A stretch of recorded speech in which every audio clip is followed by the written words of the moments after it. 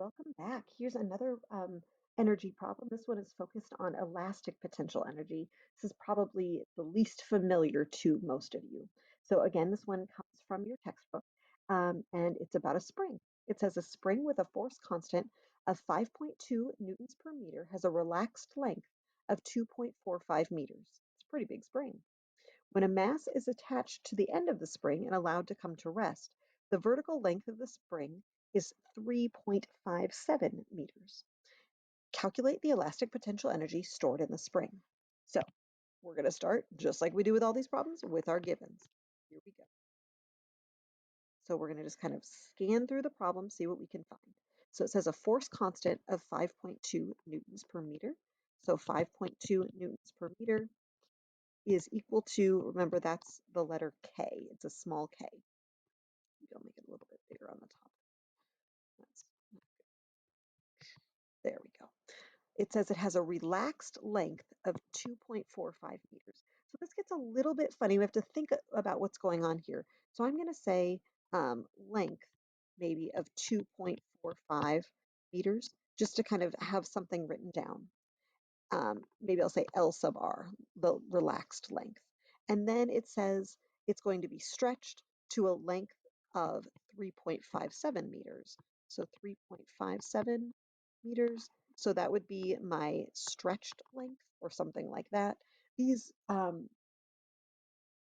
variables aren't specific. It's just kind of a way for me to write down what I see. And then the question asks, what is the elastic potential energy? So that's E sub E stored in the spring. So if I look at the equation, right, we've got our givens, our unknown. Let's look at the equation. It's over here on the little cutout that I did again. So it's E sub E is equal to 1/2 kx squared. So I'm looking for E sub E, that's my unknown. K I know. X is the stretch of that spring. So I don't really have that written down right now, but if I'm clever, I can put this together because this is basically saying, like, here's my spring when it starts, and then here's my spring when it's been stretched out. The x that I'm looking for is this distance between them. That's like my x, the stretched amount. So it's really just going to be x equals 3.57 meters minus 2.4 meters. Okay, so hopefully that's kind of making sense. That gives you a value for x of 1.12. Hopefully you're working through this with me to double check my math. Let me know if I made a mistake. I think I got them all right though. All right, so now I'm just going to plug stuff in. This is just the substitution part. So I'm going to do 1/2. My K is 5.2 newtons per meter. My X is 1.12 meters. And then I'm going to make sure that I square that value. Okay, always square it. And remember, it's just the X that's going to be squared. Just a friendly reminder there.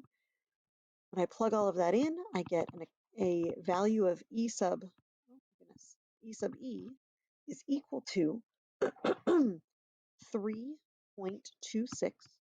joules. All right, so that's that problem. I do have one other problem that I'm gonna, like a bonus that I'm gonna throw in for you because I like this one a lot as well. This one comes again from your book, and it looks at multiple kinds of energy together.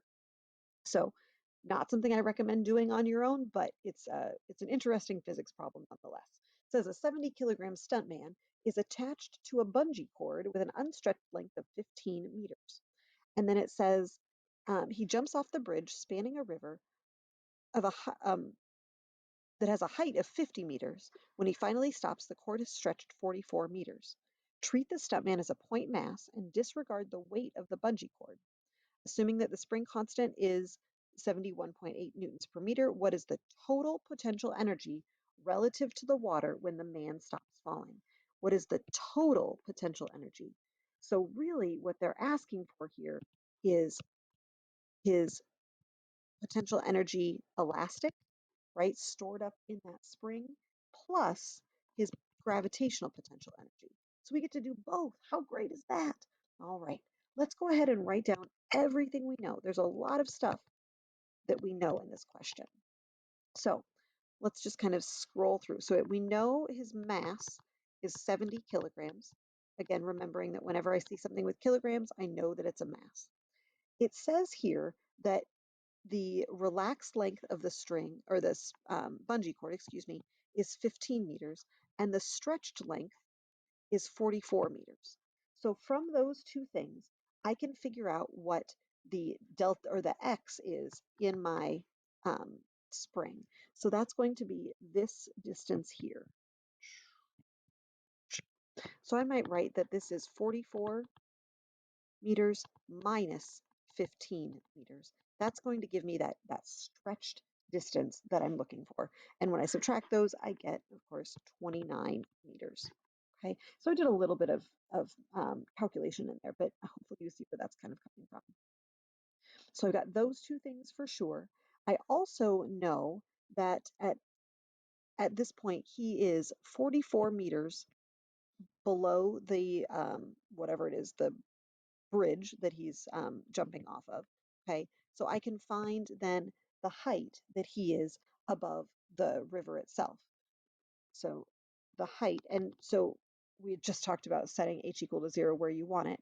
Generally, when we're talking about these things, we're going to put h equals 0 wherever the lowest point is. So I'm going to go ahead and make my h equals 0 right here. I'm going to put that right in my picture so that I know that that's h equals 0. And then I can say that the height that he is when he's just at that stretched length of the bungee cord is that would be 6 meters. So that comes from, here, let me write it out nicely for you. 50 meters minus that 44 meters gives you 6 meters. Okay. We, of course, know that the acceleration due to gravity is 10 meters per second squared. And then I think we are ready to do some calculations. So my equation, GUE for equation, is really going to be my potential energy total. So I'm going to go ahead and write that total is equal to EE plus EG. That's going to be like the very base equation that I'm going to use. And then I'm going to plug in the formulas that I know for those two. So E total is going to be 1/2 kx squared, and EG is going to be 1/2, or excuse me, just going to be mgh. As I was writing that equation, I'm like, oh, I never wrote down k. You're right, Miss Carbley. I got so excited about writing all those other things down that I kind of forgot to read the entire problem and notice that I have my K value, which is 71.8 newtons per meter. Good thing I'm writing down my equations, isn't it? Or excuse me, my givens. Yes, ma'am, it is. E total is what I'm looking for. All right. So now it looks like I can just do a bunch of substitution. So let's go ahead and do this. Move this over just a little bit so that I've got space. So 1/2 times 71.8 newtons per meter times my x, which is 29 meters, squared, don't forget your squared, plus my mass. I'm going to write this down just because I'm a little bit running out of room here. The mass is 70 kilograms times 10 meters per second squared times a height of 6 meters above the water. Okay. If you want to do this in multiple steps, that is absolutely fine. Whatever you're comfortable with is great. Either way, hopefully, in the end, you come out with a total energy, adding those two potential energies together. I got 34,391.9 joules. All right, friends, lots of calculations to do. Have a great day.